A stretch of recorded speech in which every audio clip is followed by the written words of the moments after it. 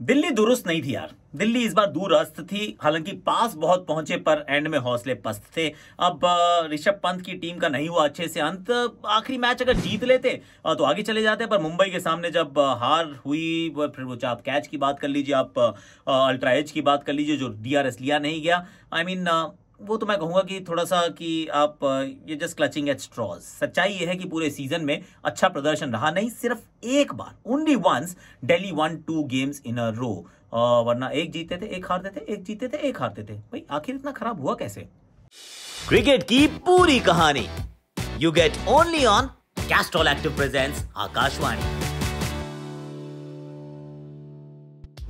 Castrol active presents #Akashvani में आज हम बात करने वाले हैं दिल्ली के कैंपेन की। भाई दिल्ली के साथ ऐसा क्या हुआ? क्योंकि उम्मीदें रहती हैं दिल्ली से कि अच्छा करेगी, और अब आजकल वैसी टीम भी अच्छी है। बड़े ऑक्शन के बाद हालांकि कुछ खिलाड़ियों को जाने दिया था, पर रोका भी अच्छे था, और जिनको एक्वायर की थी सर्विसेज जिनकी, वो भी खिलाड़ी कमाल के थे। ऐसा नहीं कि इनके टीम को आप देख के कहो नहीं यार टीम उतनी अच्छी नहीं है। हालांकि मेरी टॉप 4 की लिस्ट में नहीं थी, पर मेरी टॉप 4 की लिस्ट में तो गुजरात भी नहीं थी, तो उससे क्या फर्क पड़ता है, टीम पहुंच गई ना। देखो ऐसा होता है। तो दिल्ली के साथ क्या क्या खराब रहा, तो अगर अब इनके हम रिव्यू की तरफ चले, सीजन को पकड़ने का प्रयास करें, तो again will go with the 6 pointers की क्या क्या परेशानियां रही हैं, जिसमें सबसे पहला होता है द पेन पॉइंट्स। कहां सबसे बड़ी समस्या आई हुई, पेन पॉइंट क्या था, उसके बाद players to be release, captaincy का review, then we talk about the Castrol Active tournament protector, फिर उसके बाद हम बात करते हैं भाई सरप्राइज पैकेजेस कौन थे, and then what can they do next year.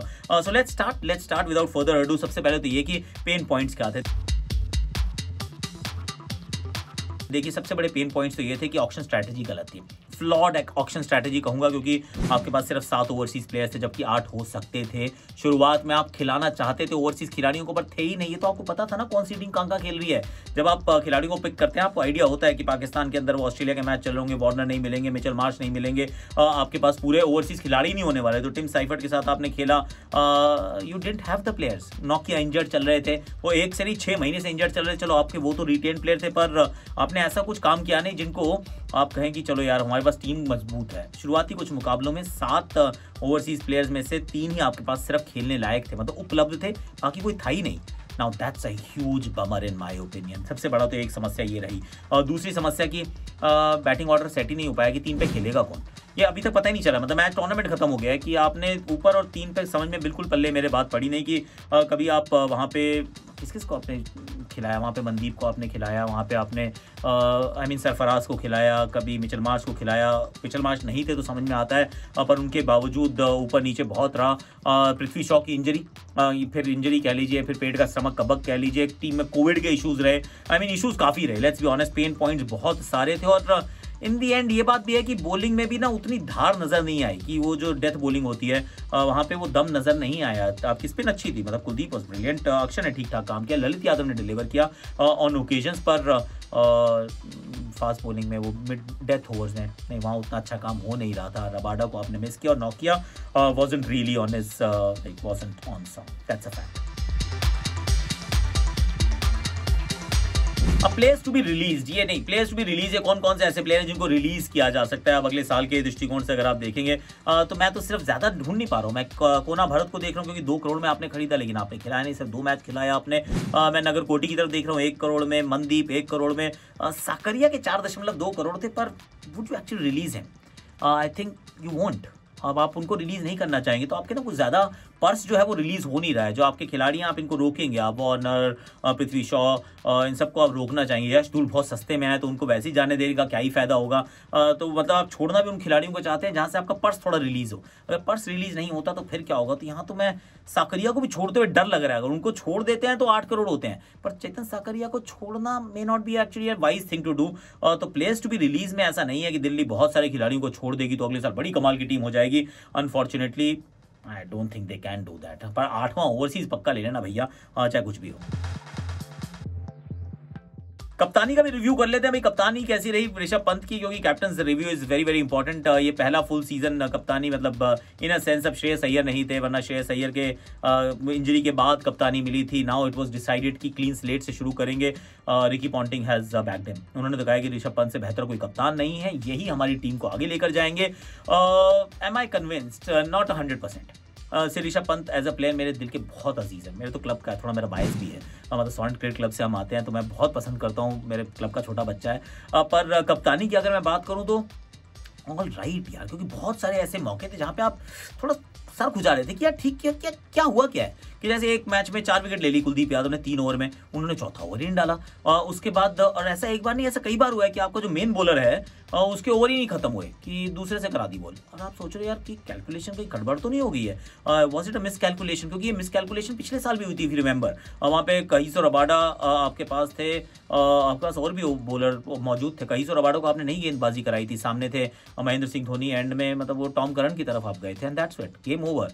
तो ऐसी गलतियां पहले भी हुई हैं, तो it's not a unique thing.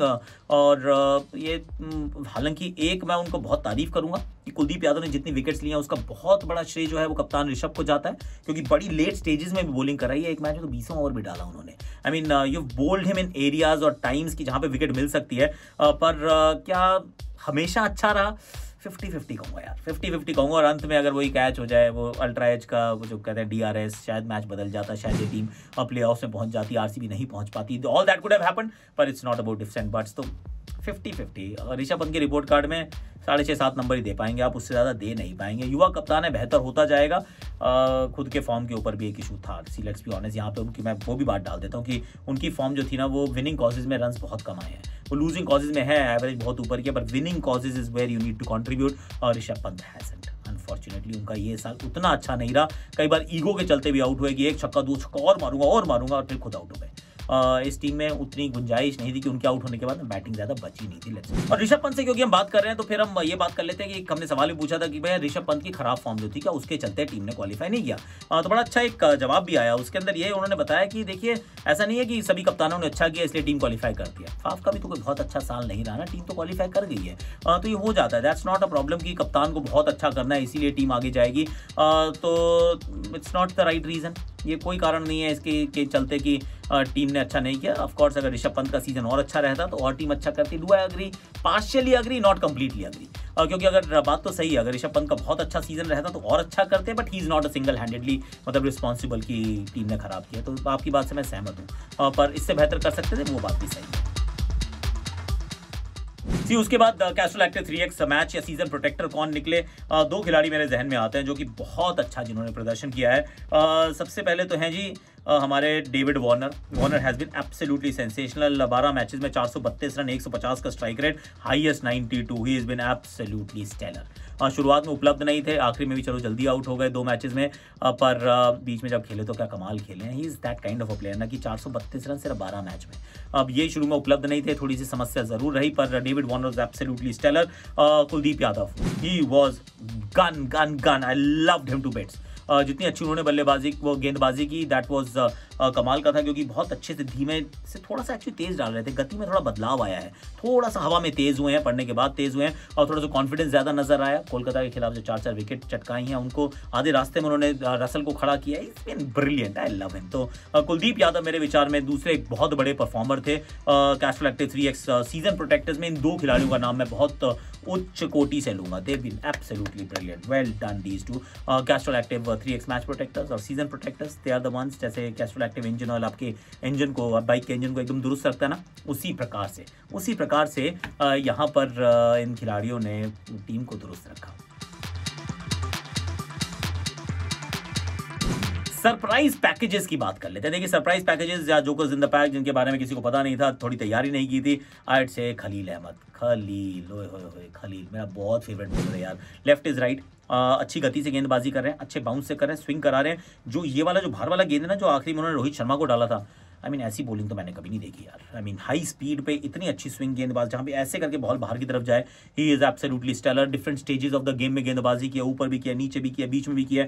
I think उनको उतना एक्नॉलेज नहीं की उनके प्रदर्शन को जितना करना चाहिए था। I feel personally, in my opinion, he is been that gun bowler for them, better than actually the best fast bowler. नौकिया, शार्दुल, साकरिया, सबसे बेहतर खलील।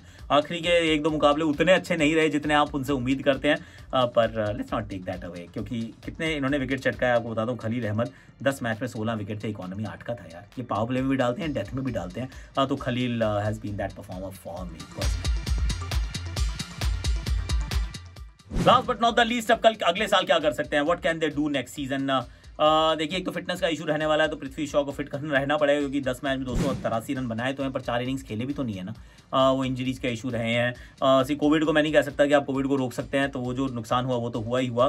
पर एक डेफिनेटली एक और ओवरसीज खिलाड़ी खरीद लीजिए भैया, इस तरीके से 8 तो पूरे कीजिए और बॉलिंग के बारे में कुछ कीजिए, क्योंकि बॉलिंग आपकी हल्की लग रही है। खासतौर से आपकी डेथ बॉलिंग जो है वो बहुत साधारण नजर आ रही है कि उसके अंदर you will have to figure out कि आप किसके साथ जाना है, क्योंकि नोकिया Shardul is not your gun death bowler यार। 4 विकेट एक मैच में चटकाई तो मुझे याद है, पर is also been very very expensive at times, very often actually he gets rather goes for a lot of runs। तो वो एक बात जरूर जहन में रहनी चाहिए। Chetan Sakariya is not your death bowler, तो डेथ बॉलर बचा कौन? तो ये एक एंगीडी को आपने खिलाया नहीं है, तो शायद आप उनको रिलीज कर दीजिए, क्योंकि अब टीम में के साथ मतलब पूरे खिलाड़ी नहीं है, उसके बावजूद भी आप नहीं खिला पा रहे तो फिर क्या ही करेंगे। तो death bowling I think is one area that needs drastic improvement, drastic. अब आप लोगों को क्या लगता है? आप दिल्ली के कैपिटल्स के अगर आप फैंस हैं, ऋषभ पंत के फैंस हैं, तो प्लीज कमेंट सेक्शन में बताइए कि दिल्ली कहाँ जा सकती है, कैसे यहाँ से सुधार कर सकती है, किस तरीके से खेल में बदलाव कर सकती है, how can they be a better team next season. क्योंकि आदत सी पड़ गई है दिल्ली को अच्छा खेलते देखने की। जब क्वालिफाई नहीं हुआ ना तो दिल टूटा मेरा, द से दिल्ली, द से दिल टूट गया, द से दर्द भी होता है, तो दर्द महसूस हुआ मुझे भी और आपको भी। You watching Castrol active presence #Akashvani. Like share subscribe comment, notification की घंटी बजा दो मेरे यार।